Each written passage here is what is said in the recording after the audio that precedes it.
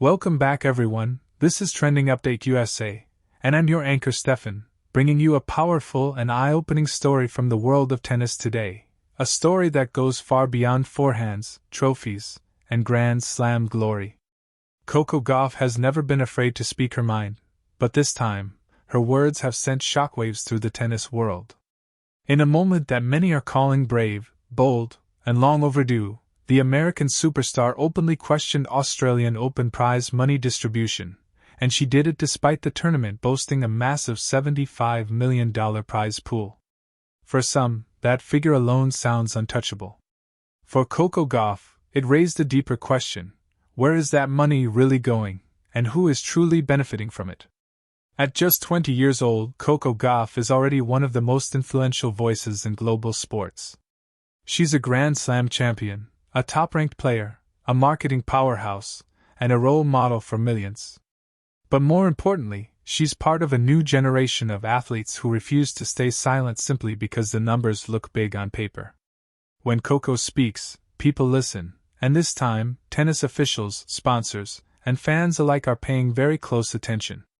The Australian Open has long marketed itself as the Happy Slam, a tournament that prides itself on innovation, fan experience, and progressive values. Over the years, it has repeatedly highlighted its commitment to equal prize money between men and women, a milestone that tennis achieved earlier than most sports. On the surface, that achievement deserves praise. But Coco Gauff's comments peeled back the surface and forced everyone to look deeper. According to Coco, equal prize money at the top does not automatically mean fairness across the board. While champions and finalists walk away with millions, players who lose in the early rounds, especially qualifiers and lower-ranked competitors, often struggle just to break even. Travel costs, coaching fees, physiotherapy, accommodation, and taxes quickly eat into earnings. For many players, a first-round loss at a Grand Slam does not represent opportunity, it represents survival mode. Coco emphasized that tennis is not just about the top 10 players we see on TV.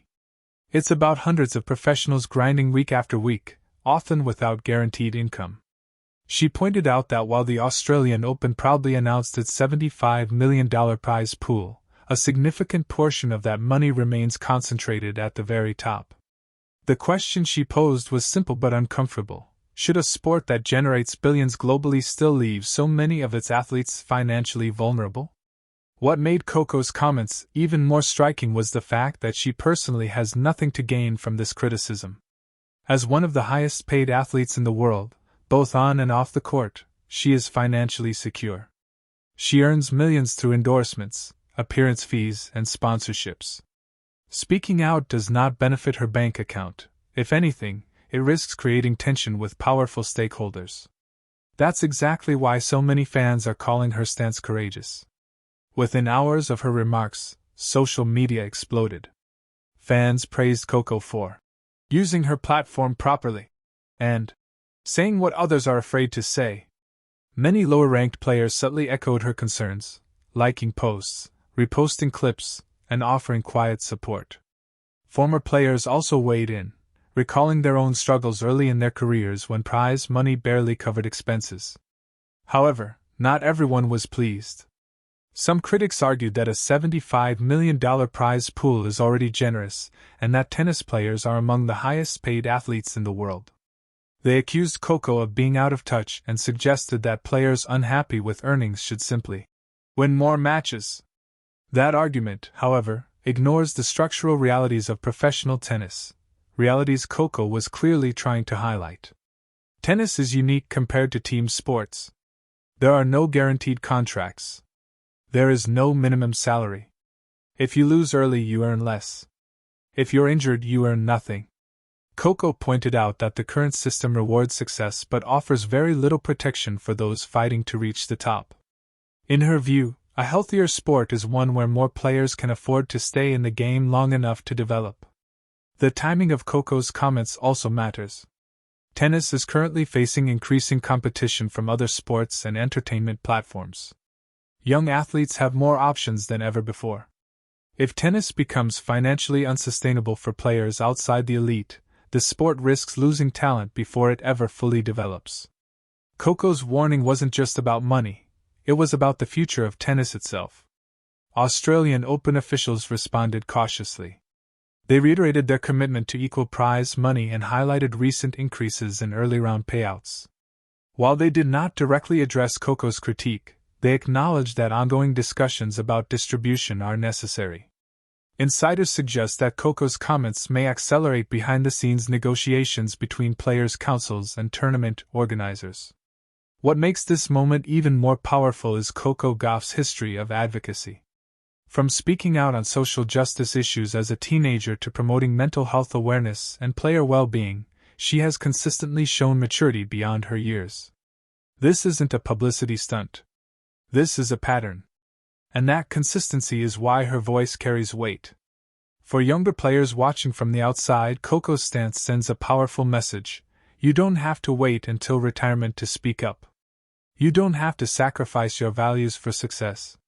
You can compete fiercely on the court and still challenge the system off it. That mindset could reshape tennis culture in the years to come. There's also a broader conversation happening here, one that extends beyond tennis. Across sports, athletes are increasingly questioning how revenue is shared, how profits are distributed, and who controls decision-making. From soccer to basketball to golf, players are demanding transparency and fairness. Coco Gauff's comments place tennis squarely within that global movement. Fans, too, are rethinking what prize money headlines really mean. A massive number sounds impressive, but without context, it can be misleading. Coco forced people to ask, how many players can actually make a living from this? How many careers end early not because of talent, but because of finances? Those questions don't have easy answers, but they need to be asked. As the Australian Open continues to evolve, Coco Gauff's words may mark a turning point. Change in tennis is often slow, but history shows that meaningful reform usually begins with uncomfortable conversations. By speaking out now, Coco has ensured that prize money distribution will remain a topic of discussion, not just in boardrooms, but among fans worldwide. In the end, this moment isn't about criticizing the Australian Open. It's about challenging the sport to live up to its values. It's about ensuring that tennis remains a viable dream not just for the few at the top, but for the many striving to get there. Coco Gauff didn't have to say anything. But she did, and that's exactly why it matters. As the season unfolds and players return to Melbourne year after year, one thing is clear: Coco Gauff is not just shaping the future of tennis with her racket. She's shaping it with her voice. And whether officials like it or not, that voice is only getting louder. This has been Trending Update USA. I'm Stefan, and we'll continue to bring you the stories that matter, the ones that challenge, inspire, and change the game.